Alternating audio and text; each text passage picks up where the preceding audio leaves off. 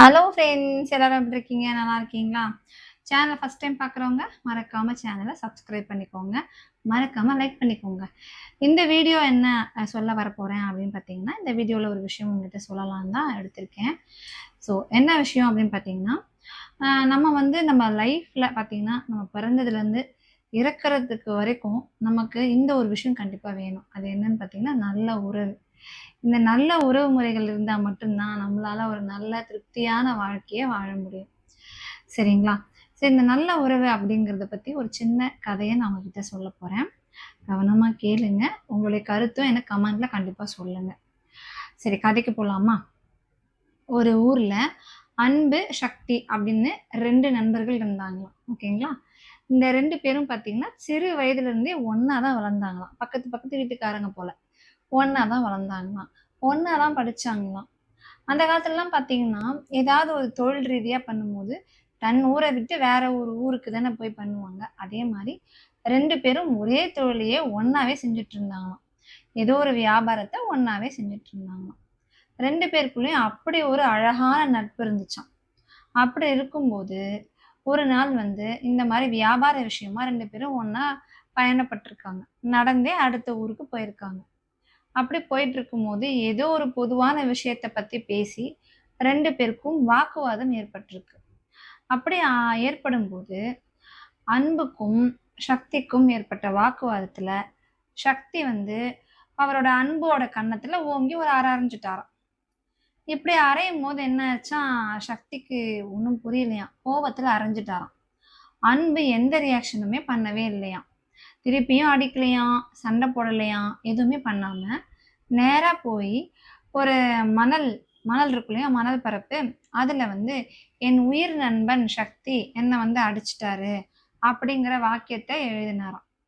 எழுதிட்டு திருப்பியும் 2 பேரும் அவங்க பாட்டு ஏதோ அமைதியா மௌனத்தோடவே அவங்களோட பயணத்த தொடர்ந்தாங்களாம்.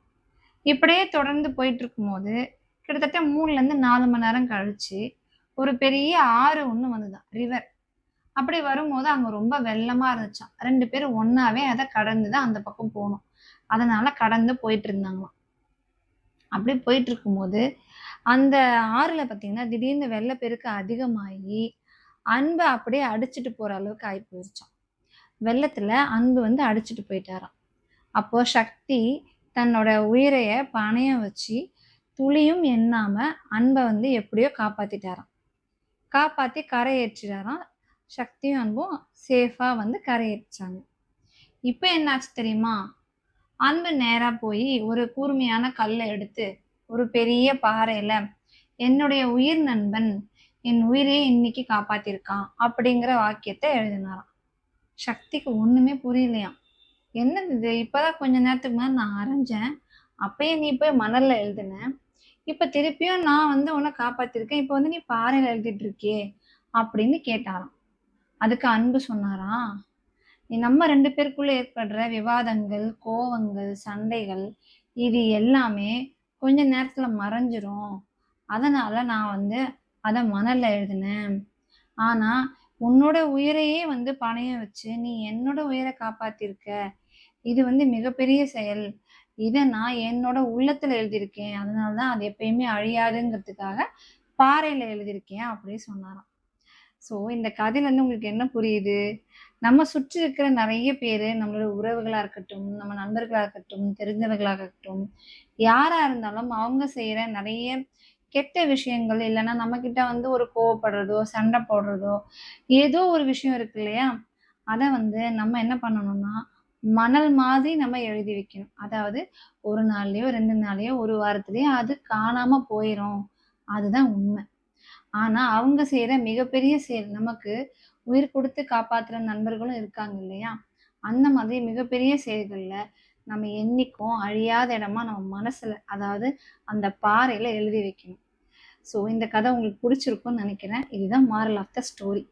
நீங்களும் அதே மாதிரி உங்களுக்கு கெட்டது செய்றவர்கள், இல்லன்னா உங்களுக்கு பிடிக்காத செய்றவங்க, இல்லன்னா உங்க யாருக்காவது சண்டை ஏற்படுது. இந்த மாரி நிகழ்ச்சிகள மணல்ல எழுதிட்டு ரொம்ப நல்ல நல்ல விஷயங்கள உங்க மனசுல எழுதி வைங்க.